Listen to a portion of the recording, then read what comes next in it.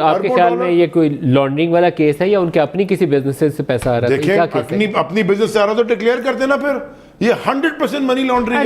देखिए मेरे पास आ रहा है पैसा, सबूत है। देखिए मेरे कुछ केसेस ऐसे हुए हैं जिसके बाद मुझे अब हर चीज के ऊपर सवाल पूछना पड़ता है। 472 अरब रुपए का इल्जाम था करप्शन का डॉक्टर आसिम के ऊपर। शर्जील मेमन के ऊपर इल्जाम ये था उसके घर से वो कोई करीब में कोई बहुत बड़ा एक डेन था जहाँ से पता नहीं कितने अरब रुपए कैश लॉन्चों में जा रहा था, पकड़ा गया। आज तक ढूंढ रहे हैं वो 472 अरब। खाली जो अभी सबूत जिनका मिला है ना, कितने का मिला है? $26 मिलियन का तो मिल गया। 26 मिलियन का 26 मिलियन डॉलर, ये तो मिल गया है। ये सबूत के साथ। ये अभी सबूत के खिलाफ है।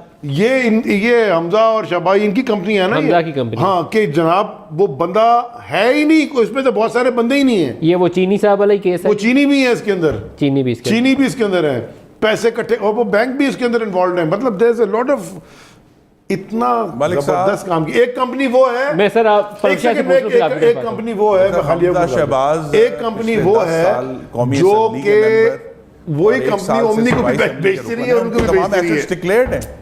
डिक्लेयर्ड कहां से? ये बने कैसे? कैसे 4,000 8,000 8,500 टाइम्स ग्रोथ हो जाती है? आप मुझे कुछ धंधा तो बता दें दुनिया में।